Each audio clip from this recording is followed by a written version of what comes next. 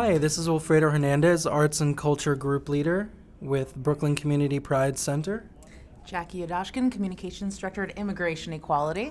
And we're here today on behalf of the LGBTQ New Americans Oral History Project with our fifth narrator. Can you please state your name? My name is Oliver Anene, and I am at the Brooklyn Community Pride Center. Great. And today is May 25th. 2016. So, Oliver, can you tell us where you grew up? I grew up in Nigeria, South Nigeria. I was born in Lagos, Nigeria, which is in the west. And my mom decided that it was time for us to move to our hometown so I could get some proper upbringing, because Lagos is more of a modern urban city. And so we moved to Calabar, and that's where I spent most of my early childhood years. It was a very small town. Everyone knew everyone else, and it helped me form who I am today, honestly, because I had to, it helped while I was going through the process of discovering who I was, that I was different from every other person in my compound. It also helped me become a strong person, an independent person. So I had to figure out how to find other people like me on my own. I know it was terrible. There were a few times I ran away from home just so that I could meet another person who identified like me in another state. And twice that happened, it was the police who brought me back home. It's terrible, I know. I put my mom through so much heartache. But anyways, so my hometown is beautiful. It's the cleanest city. It's actually means accorded the cleanest city in all of West Africa. And I still have family and friends there. In fact, all of my family is in Calabar now. And, yeah. How did you find people like you? So at the time, there were adult magazines that no one spoke about, but you would find them behind regular magazines in newspaper stores. And usually for a while, they would only have ads for women looking for men and vice versa. But when I started, purchasing these magazines, I realized that there were ads for men looking for other men, and so that was how I actually met the first gay person that I know. He posted an ad there. He and I chatted yesterday actually, and he was in another state, and I put money together and I went to visit him. It was nothing sexual. We were just excited to see someone else, like someone that was like us, and I was like 13 years old then. Wow. Yeah. How does Nigerian culture treat gay people? Not good at all. So growing up, going back to Calabar, because it was a small town, everyone sort of knew everyone else. There were a few popular effeminate men. I would say, from the knowledge that I have now, they're obviously transgender, because apart from even dressing up, they knew that they were different, and there were two of them who everyone knew. And in Calabar, there's so many festivals. There's like yam festivals, and then there are festivals where they pray to goddesses and all that. So there's so much celebration, and when that happens, people come out in the streets and just hang out and just, get along with everybody else. And I remember I was much younger. I was probably like 7 or younger. And I remember this particular person, everyone knew her, well, him, because that's what everyone called, everyone said that it was a he. And he would just walk around, and he would have makeup on and have dresses and wear a dress. And I remember my mom and her sisters, like all the older people there, they would look at her like, "Go girl, you're it," like everyone was cheering, and this person would get all sassy just to entertain people. And there were a few other people, like I would say her, this is just me, I'm not comfortable saying him. There were so many other people like her when I was like 7 or 8 years old, where people just thought it was funny, and there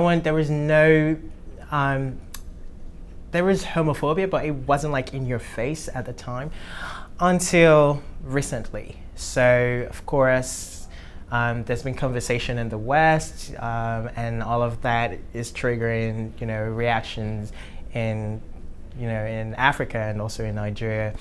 And so now there was conversation, and then people were talking about it, and religious leaders started to talk about it, and in their churches and in the mosques and all that. So they started spreading this homophobia. And so before I left Nigeria, people like that person I was telling you about when I was 7 could not walk the street like that. They'll obviously get lynched, beaten up, or locked up. And I think that's very interesting how that has changed over time. Just when you think that information and knowledge is power, on the contrary, people know that this person is different because this is their sexual orientation or identity, but it doesn't equal acceptance, and so it just makes it harder. So it's very hostile now in Nigeria, and the government passed a law prohibiting same-sex relationships in 2015. Oh my God, I'm terrible. 2015. But before that, the first time the government introduced a bill like that, it was in 2005. I'm sorry, 2005, and myself, because I started to speak up in my home community. A lot of my friends were dying of HIV-related illnesses, and there was no care because people knew that they were gay. So I was one of the people who spoke up, and so we fought those bills over and over. The first time it came out was in 2005, and a few other times, but in 2015 it passed into law. So it just became more hostile. The government is perpetrating this, homophobia, and so just regards access and services, just even identifying as a person who's different puts you at risk of being locked up for 14 years. And of course, Nigeria is known for the mob justice, or where if someone is said to be even a thief, stole something, they'll put a tire on you and burn you on the street. So it's the same for gay people, and people get beaten, killed every other day. People just taking laws into their own hands because they fear people who are not like them. So, excuse me, as somebody who was an activist who was fighting these anti-gay laws, were you a target? So, when I got involved, I had to move to the capital city, Abuja, because that's where all the lobbying and advocacy work could happen. And a few times we had to go to public hearings, and all of this were recorded or aired live, and so it made it difficult for me to go to places like the mall. I remember there was a time I went to the mall. I went to see a movie, and as I was going up the escalator, there was a woman coming down. She had a son. She was like, "I know you." I'm going to say it in a Nigerian accent. "I know you. You're one of those people who converting their children to homosexuality." And then she says, "God will punish you." It's normal if someone's angry at you, they'll say, "God punish you." And she started to yell while she was going down the escalator, and so everyone was staring at me. So it just became very uncomfortable. By the time I got to the top of the escalator, everyone was staring at me, so I just went back down. And then, of course, the security yelled, like, "Hey, don't you ever come back here again." So, of course, there was just that one mall in all of Abuja. But there are a few more now, which is good. So if I go back, I can definitely go to a few other places.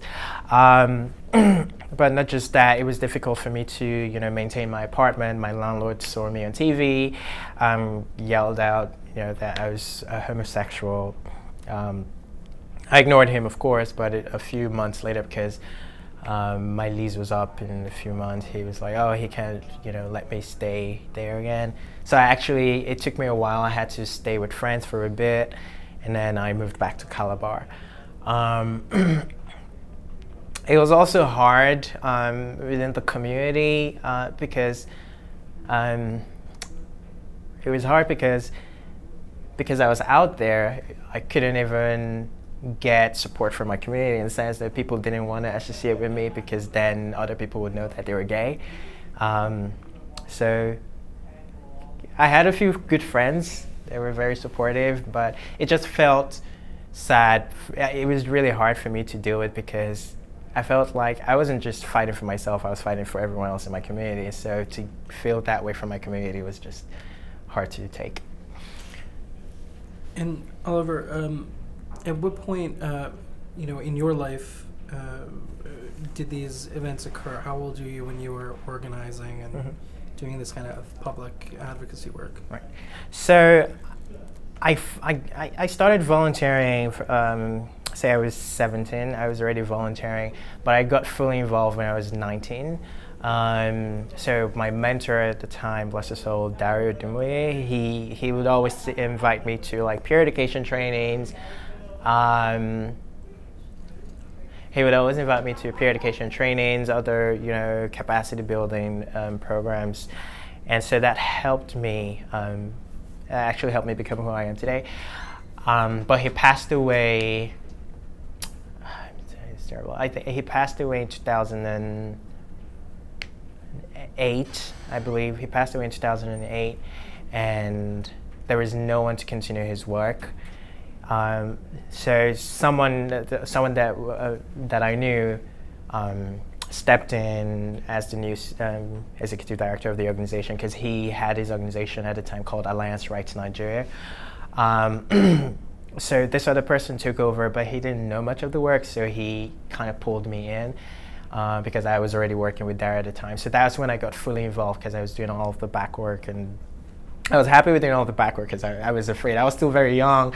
I didn't want to be the face at the time. So it took me a while to get comfortable to come out. But it was not easy. We slept in the office for 2 years. So it's funny. I saw him 2 months ago. He came for a UN meeting, and he reminded me of our history. Once it was after work hours, our office, a little office, half of this room, by the way, would convert to our living space.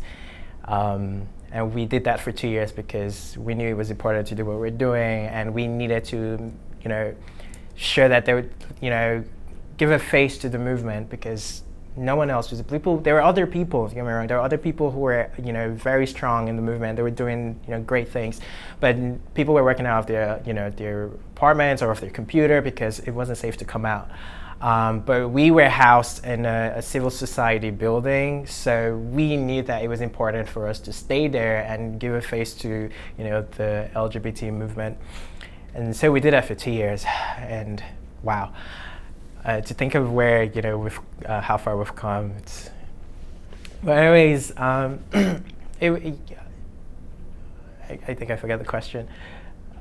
Oh, it was around what age you began this Right. So I was doing that. I did that for 2 years, and then got involved in some more higher level advocacy where we started working. Well, we had to. The only way the government would listen to us, work with us, was if we came from a public health perspective. So HIV and men will have sex with men.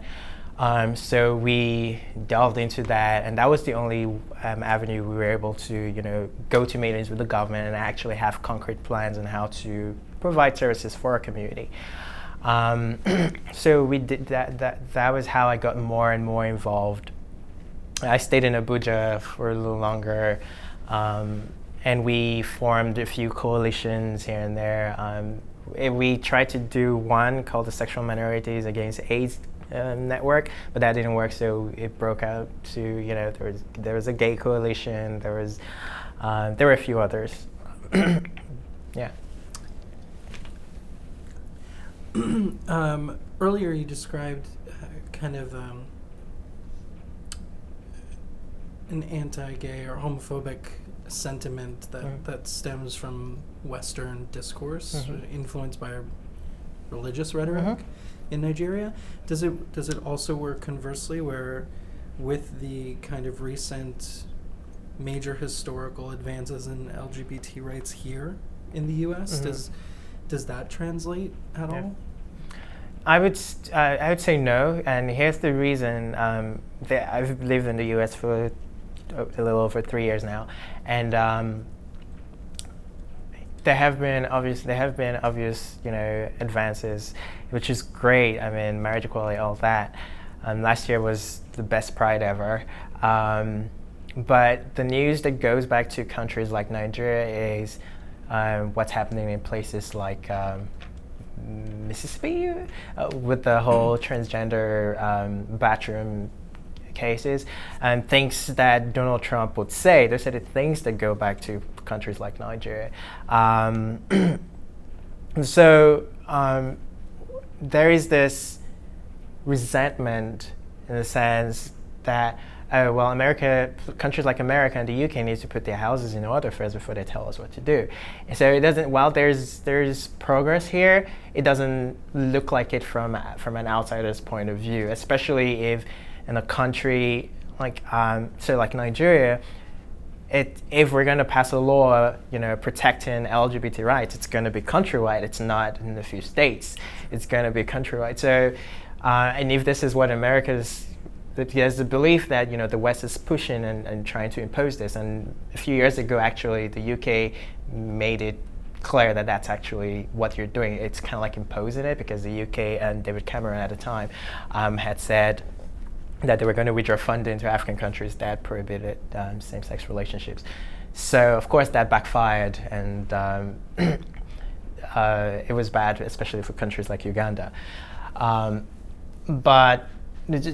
So there is this resentment, the West, because it feels like the West is trying to impose this on, countries like Nigeria, my country, and all the information, most of the information that we're getting are not the positives, it's mostly like the negatives, like, oh, it's not so great there, so don't tell us what to do. And this is seen as a Western cultural phenomenon? There's so many activists that I've worked with and researchers who have debunked the myth that homosexuality is Western, but of course people will believe what they want to believe, and religious leaders are playing a huge role in just making it a shit show. Yeah, so I know that in my country, Nigeria, there is evidence that even before Christianity came to southern Nigeria, women were allowed to marry women, and they had sexual relations, and there is documentation of this. But of course, they feel like religious leaders have discredited it, and their word is yeah and amen. So if they say it didn't exist, then it didn't. But there's evidence to show that, and even in northern Nigeria, that's very Islamic now. There's a local name for effeminate gay men, Yandaudu. That is not Western. And it doesn't even translate to English.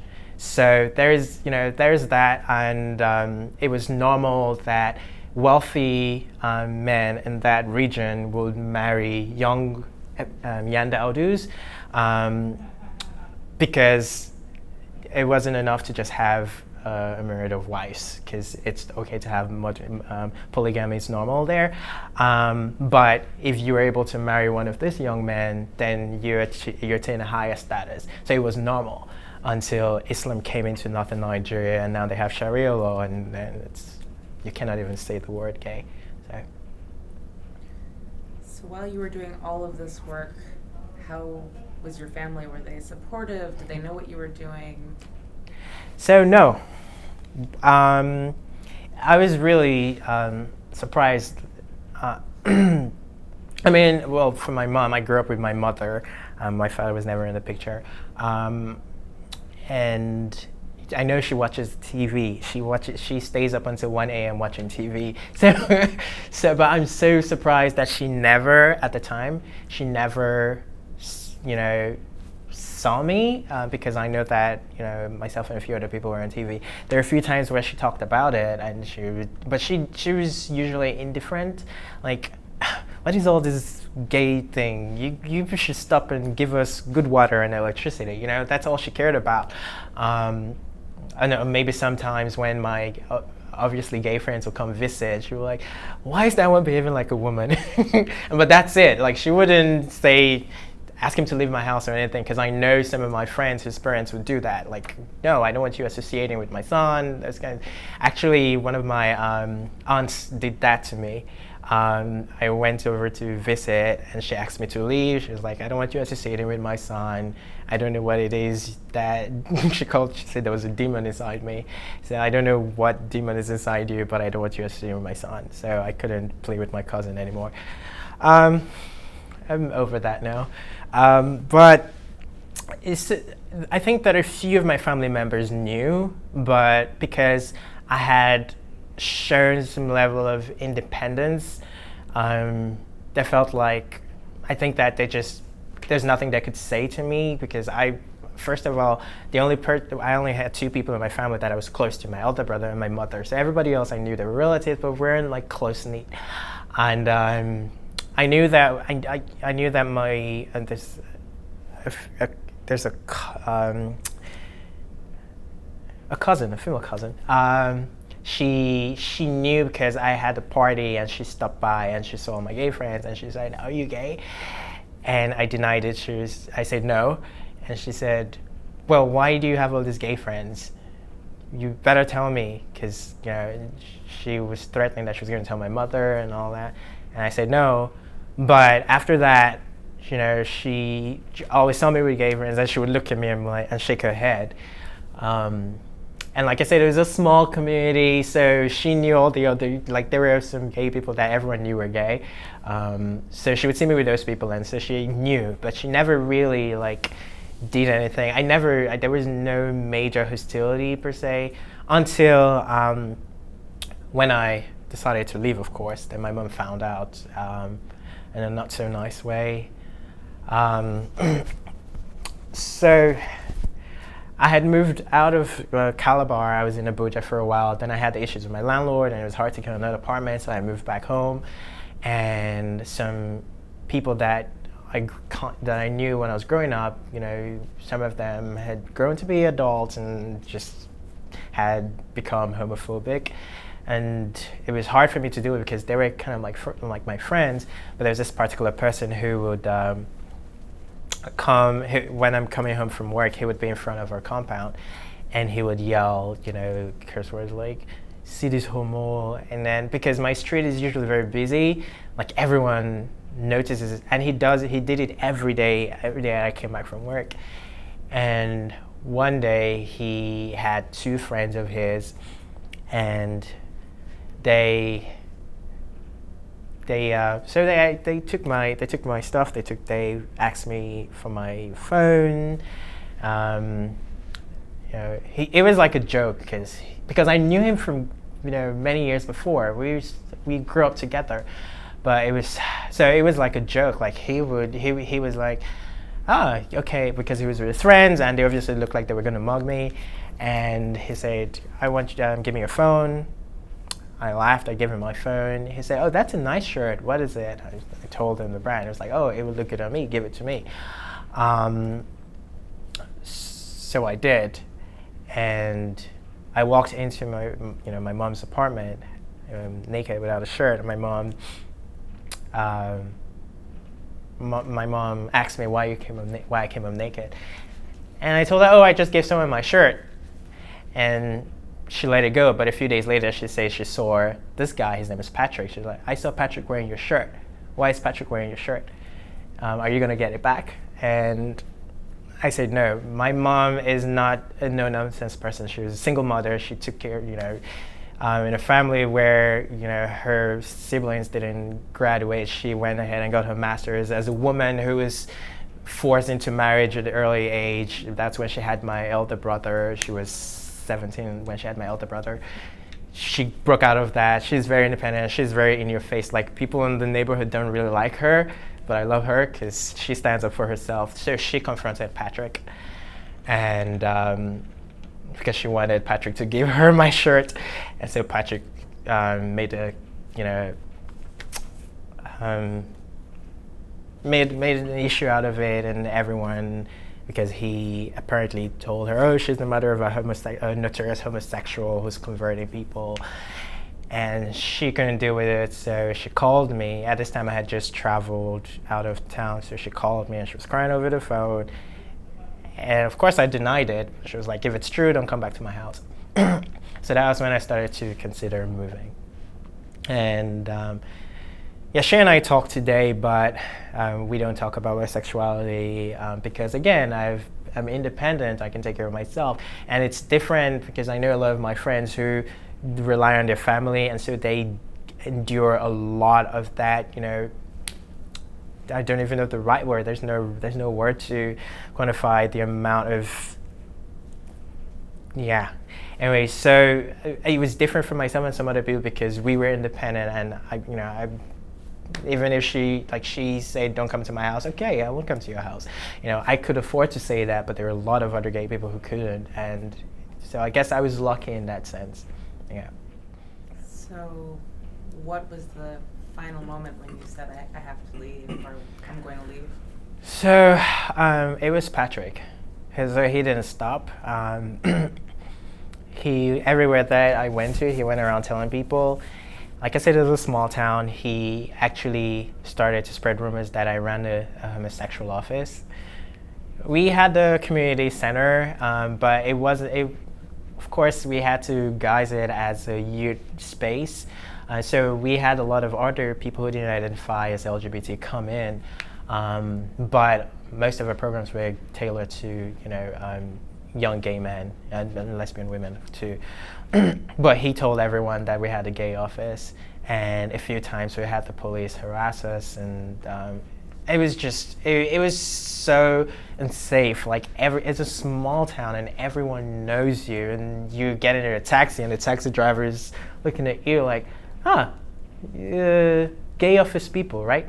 And I couldn't go back to Abuja. I couldn't live there. And like I said, I was still internally struggling with, the disconnect that I had with my own community. And I just couldn't face my mom either because I didn't want to, because like I said, she doesn't let things go easily. She's very in your face like that. So every time she saw me then, she would bring it up. So I just couldn't deal with that. And people started, like I said, recognizing me on the street, and people were getting beat up. I had a colleague who, it was bad. A few times I had to go to the hospital because my friends, or colleagues, got beat up. And I was very careful in the sense that I had one taxi driver who would come pick me up after work and take me home. I wouldn't go out to public places. I had to live that kind of life, and I had to ask myself, how long will I do that? And I needed to also develop myself. I felt like I had become stagnant in the sense that I wasn't moving forward. I was afraid to do the work that I love to do. It wasn't safe anymore. People were getting beaten and literally killed left, right, and center all over the country. My colleagues were getting death threats. Patrick was threatening me. So I said, I am going to go somewhere that I can feel safe, help myself become a better person, find myself, and hopefully in the future go back and continue the work. And then where did you go to? So in 2012, there was the International AIDS Conference in DC. So myself and a few colleagues submitted abstract. I was on the youth force, which is the organizing committee for the youth pre-conference. So we just were lucky to have the opportunity to come for the conference. So we came, and at the time I wasn't thinking of, I had thought about it, but I didn't know if I was going to do it. I didn't even have a plan. But I noticed that all the people that I came with even though they had signed an agreement with me back in Nigeria that they were going to return to the country, all of them had fled from the conference and they were going to stay. And normally I would be upset, but I was thinking, why would I be upset? There's nothing to go back to. Like, you know, 2 of them were living with HIV. One was in and out of the hospital every 2 weeks. Like, there was no care. Like, why would I be angry if someone wanted a better life for themselves? And then I had to ask myself the question, don't I want a better life for myself? And so, you know, while the conference was going on, I was thinking about all of this, and I kept thinking about, you know, my mother. What was I going back to? Was I going back to Patrick and his gang tormenting me, or that one day I'm going to go out and someone's going to kidnap me and do something bad to me? So all of that so I decided, okay, let me explore this. And I did some research online, and I saw immigration equality, and I sent an email, and at the time it was Vicky who responded, and she said, oh, so you're in DC, we have an attorney who's coming into DC, maybe he can meet you. Clement Lee came to DC, he met with me, and he says this all the time. He said, the moment he saw me, he knew that they were going to take my case. So I was very lucky that it was Clement Lee who came, and that immigration equality thought that I had a case that was worth fighting for. Again, I didn't have anything to go back to. I didn't have a home. I didn't, you know, the only person that could support me was my mother, but she wasn't having it. I didn't feel safe. I explained all of this, and immigration equality decided that they'll take my case, but I had to move to New York. So I thought, okay, I'll move to New York. So I had this one luggage. I dragged it on the train and moved to New York. Didn't know anyone. I called a friend who had come for the conference, but was staying with his friend in New York for a few more days before he would go back to Nigeria. So I called him and I said, oh, I have an interview in New York. Can I come stay with you and your friend for like 2 days? And he said, okay. At the time, I didn't even know what kind of services I could get. Like, I didn't know anything. I was just, okay, I'm gonna get my asylum. So I came to New York. The second day, I went over to immigration equality, met an amazing team.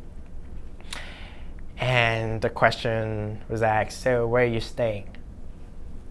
I don't have anywhere to stay. Unfortunately, that wasn't a service that immigration equality was providing. So that was when it dawned on me, like, holy shit, okay, this is not going to be as easy as you thought. You know, I was thinking, okay, I'm just going to move to New York, find myself a good-looking gay man, get married, live happily ever after. Well, I'm not married yet, so yeah, I was wrong. I was wrong about that. That was when it dawned on me that, okay, this was not going to be a walk in the park. So I spoke with my friend, but he was going to go back to Nigeria, and he couldn't stay there. The person that he was staying with wasn't my friend. So I had to speak to this person. I said, look, I have a pending case that I'm just going to start. Is it okay if I stayed with you? And he said, okay, for a bit, that I could stay for like 2 weeks. When our mutual friend left, it became a situation where I had to pay for the accommodation in kind. So it wasn't something that I wanted to do.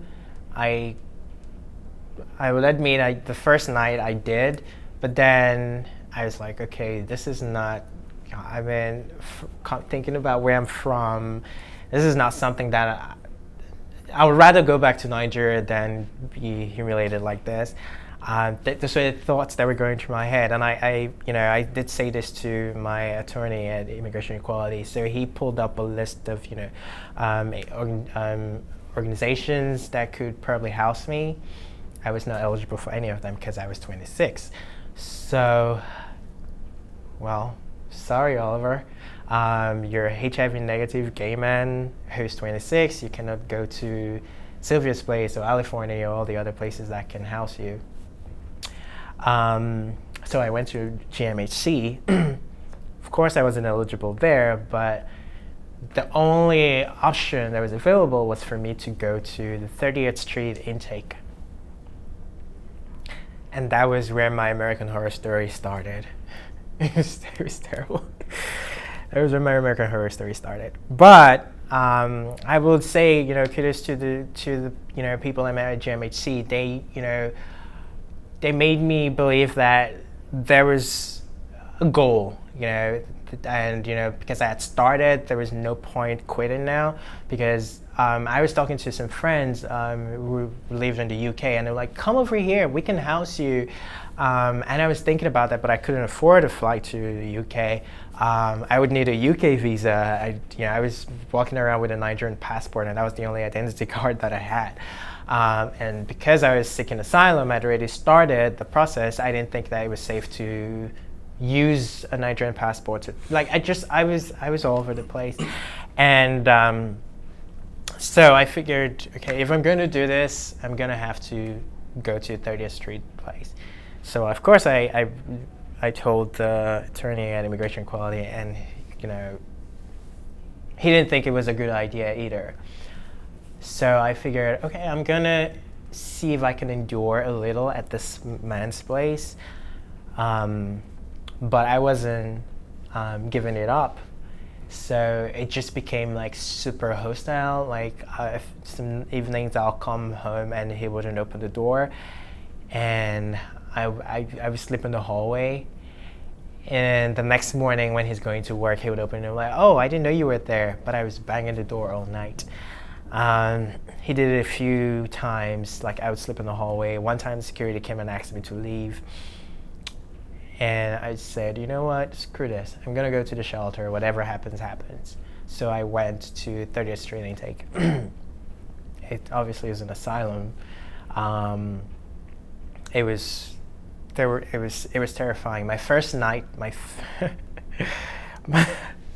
first night, I was given my bunk bed, and as I was going to it, there was a man following me, and when I laid down, he stood there in the hallway and brought out his penis and started to ejaculate and masturbate in front of me. So I went back to the lobby area, and that's where I slept. The next day was the same thing. So every day they assign you a different bed until they can figure out if they're gonna send you to a different shelter, because that is supposed to be an intake place. But I learned that there are people who have been there for years and they just don't go anywhere. So I was thinking, my God, am I gonna stay here that long? Every night, maybe I might get a decent bed, maybe not.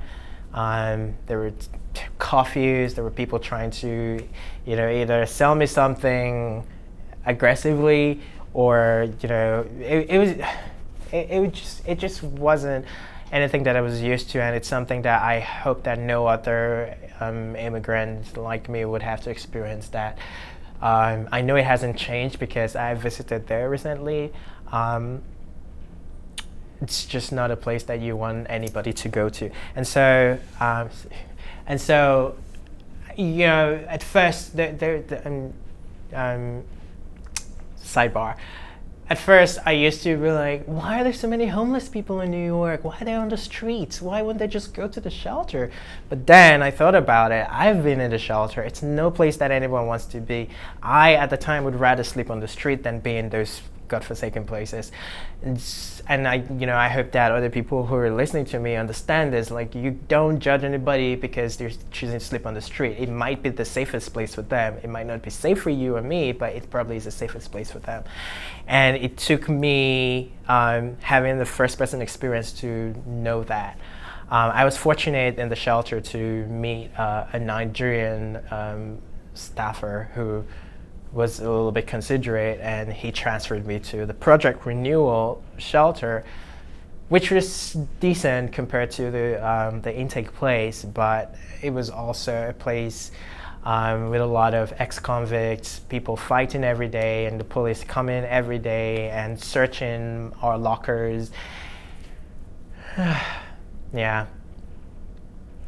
So I felt like I was in prison. I was in prison, but because you can't, especially at project renewal, you had to check in at every other hour with your caseworker. If you don't show up, they will kick you out, and then you're back to 30th Street intake. And I was never gonna go back there.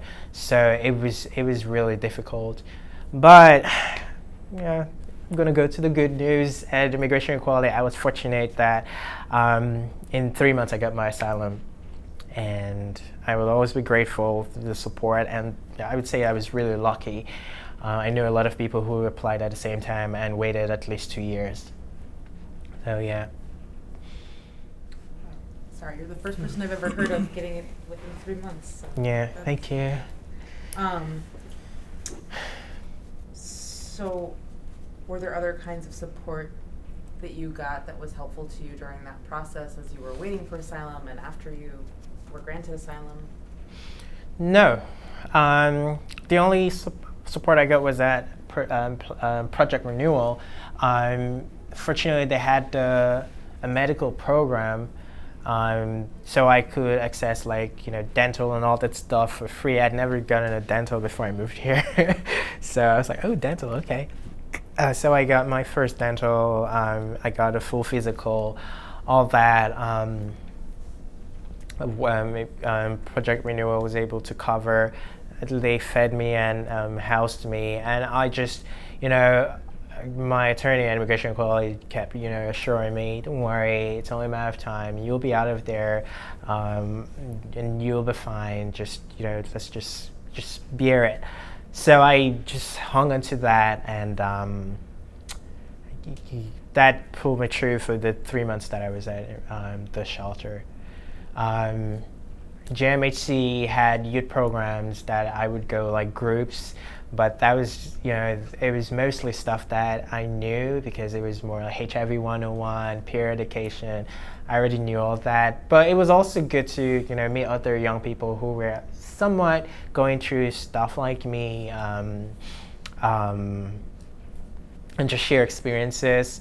But I hate to bring this up, but I know that my experience would have been better if I was living with HIV, and that's the unfortunate thing, because some of the other Nigerian immigrants that people who came here around the same time as me that I know, and we're still close friends, their cases are different. They got, decent apartments, they got, living allowances and all of that. And it's great because they need the support, but I need support too.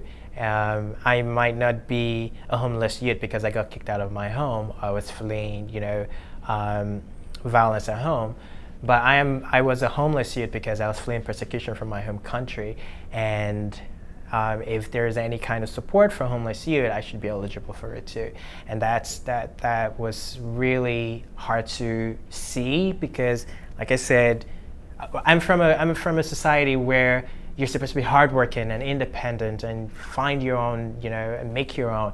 And so seeing all of this, I would even get mocked by some of these friends, which is fine. I get it because it's the way we were brought up. If you don't have, then you're seen as lesser, and I was lesser because I didn't have HIV. So, what is your life like now?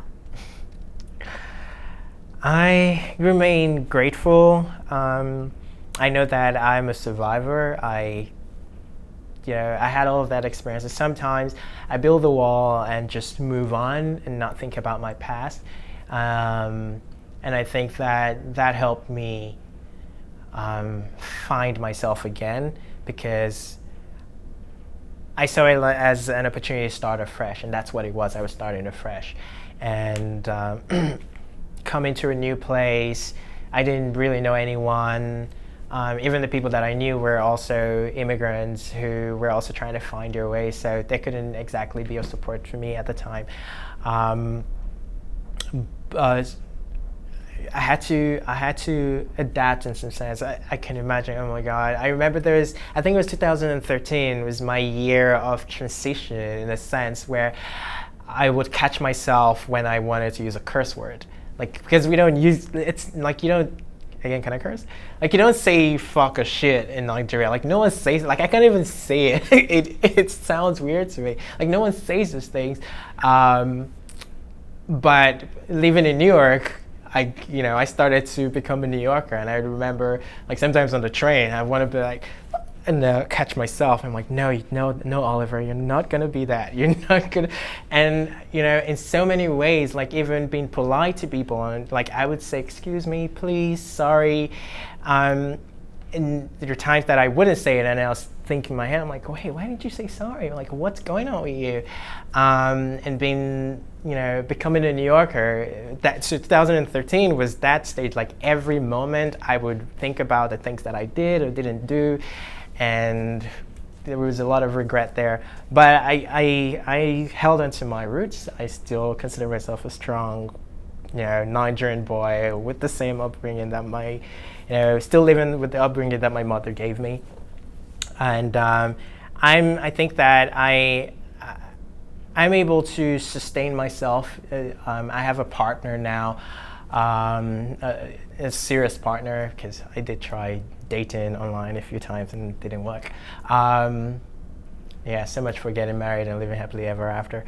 But I work at GMHC now. I also I did a lot of short-term work with like the Department of Health at Columbia University, because I knew a few like researchers from my work back in Nigeria and Africa. So I think that all of my experience from the past was what helped me find myself again, and I'm just hoping that I can continue to give back. So there are other gay Nigerians who are fleeing and are coming here, and I do what I can to help them navigate and just provide information. I live with my partner, so I can afford rent. I would say that I have a life now, and I hope for more, but I'm grateful for where I am now. So Oliver, what do you do for fun in New York City? I used to be a party boy back in Nigeria. We went out Sunday to Sunday. It's amazing how we would go out until 6 a.m. and then at 8 a.m. we're at work. I can't do that anymore. I think I grew old. It happens. Right. But I like to go to, I'm trying to get into Broadway and theater stuff. I hang out a lot with my Nigerian friends. We try to have parties like once a month, as either someone's birthday or someone's doing a housewarming or someone just wants to celebrate something, and we all meet. And so it's interesting because in the first 1-2 years, we were always hanging out together because we're the only support that we had. But now, I know that last Christmas, it was the first time that I didn't spend it with my Nigerian friends, because everyone had a boyfriend that they wanted to be with, or people were traveling to other states because they knew other people. So I kind of felt alone last Christmas, because we're less and less, coming together and hanging out. Like I said, last year we hung out every month together at homes. I like to go to events that are around LGBT equality, rights, health, all of those kinds of events. Those are the things I pretty much do in the city. Yeah, I still try to party from time to time. Have there been any recent events in the city that you've attended that have resonated with or intersected with your work at all? Yeah. Well, yes. Yeah, I recently went to the town hall meeting at the LGBT Center in Manhattan, and it was on LGBT youth homelessness, and it totally resonated with me because I was thinking while the panelists were speaking and they were talking about who is eligible for programs, And I was asking myself, at the time, I might not consider myself that young anymore, but at the time, why was I not eligible? Like, they're talking about kids whose parents kicked them out of the homes, but there are a group of other young, LGBT people who don't even have parents to kick them out of their homes. They don't even have a home to start with. And why are there not programs that cater to my community? And it's interesting, there's hopefully some resources going in, like the government is investing and all that, but there is still a gap in how we define homeless youth. Because if these programs are going to continue to focus on 13 to 19, there was a proposal that it be expanded to 24. But someone else, a panelist, spoke very powerfully. She said, I was in the system when I was 15, I think, and I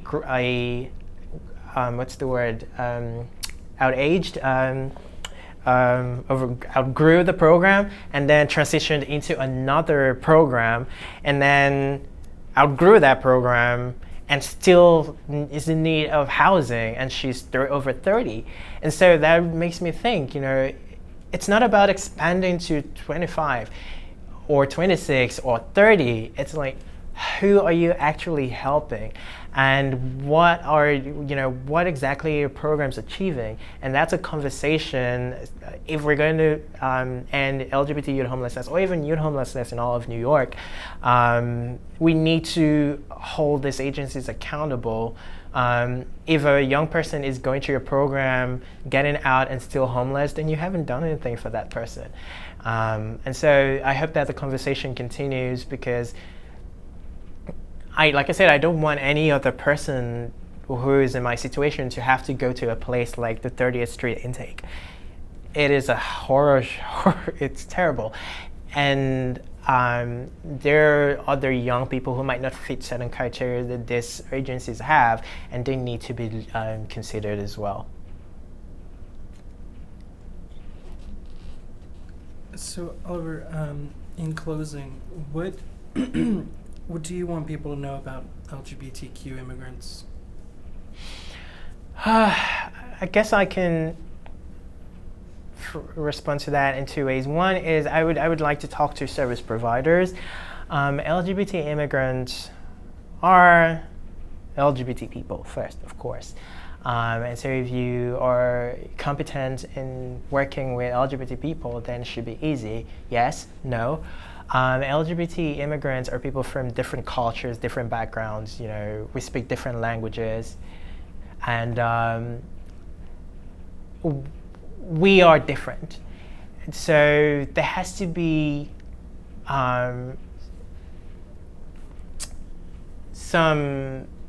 you have to understand how best to work with LGBT immigrants. And to understand their issues. So while you're serving us domestically in the US, you need to also understand where we're coming from. And there has to be some kind of mental health support. So my experience, I'm sure that if I was HIV positive, there would be a zillion agencies in the city that would be able to assist me. But because I wasn't, then I was on my own. And so I know, not just myself, but some other people who were contemplating seroconverting. Okay, then maybe I could just get HIV after all this medication. I'll be fine. Then I can get a house and I can, get support to take care of myself and all that. Like even accessing mental health programs. If you're not HIV positive, or your partner is not HIV positive, then we can help you. That is a huge barrier. And so I think that especially LGBT immigrants, we need to, I don't think we need to create new programs. We just need to be more open and accepting, and just understand that there are LGBT people who might not be HIV positive but need the help that you're providing to other people, and I think that we deserve that support too. And understanding where we're coming from, understand the cultural background, and being competent in that area is really important. If I tell you, oh, I'm from Nigeria, oh, okay, so you're from Africa. No, that's not it. I'm from Nigeria. You need to understand where I'm coming from, what the situation is like back there for you to actually be able to understand my issues. I don't expect every caseworker to be knowledgeable about everything that's going on around the world, but at least you can try to know your client. And I know that a lot of LGBT immigrants like myself have had similar experiences where you go to an agency and they just don't know how to help you. And that's unfortunate. And just to everyone else, it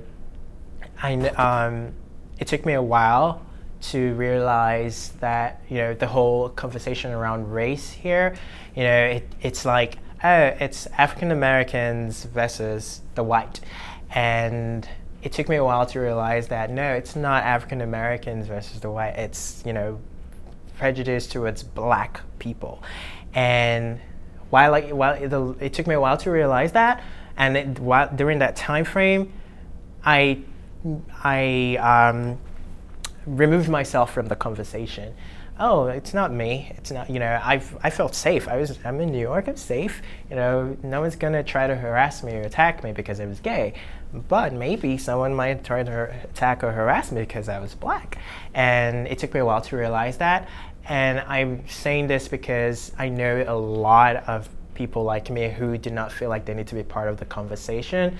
And I think that we need to realize when they say all Black Lives Matter, all Black Lives Matter. So that segregation of, Hispanic Black, African American, Africans, we all need to come together and support ourselves because, all lives matter.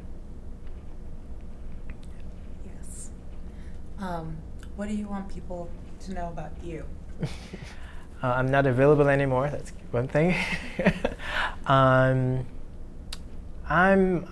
a goal-getter, and while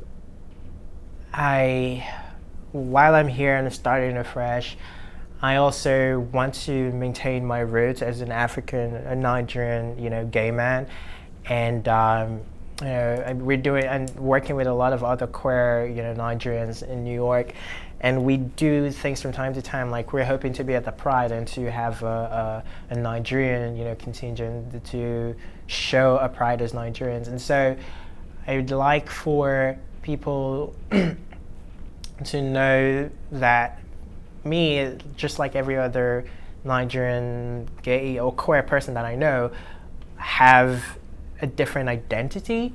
And we're gay, but what gay means to me is totally different from what gay might mean to you.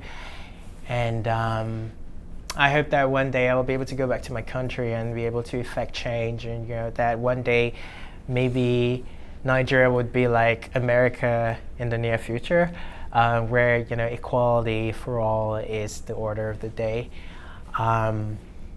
And I love to learn new things. I'm very open-minded. I like to learn new things. I try to play devil's advocate a few times because I want to know, from other people's perspectives.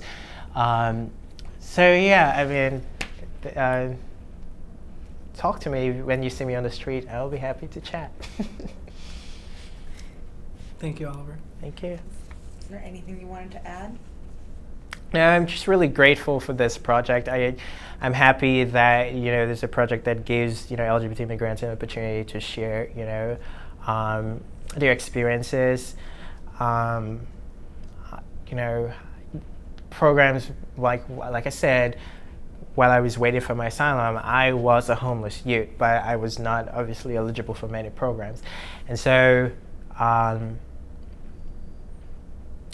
I lost my train of thought, but I'm just grateful for this program, for this project, to give us a voice to be able to share our real experiences, and open the doors for conversation around the barriers that we face in becoming new Americans, And what that actually means for us, like I said, it took me a while to accept a few things and to adapt to the changes. There's a lot of culture shock.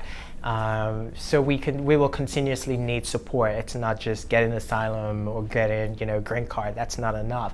We're people from, different culture, and we will continue to, adapt and change over time. And, yeah.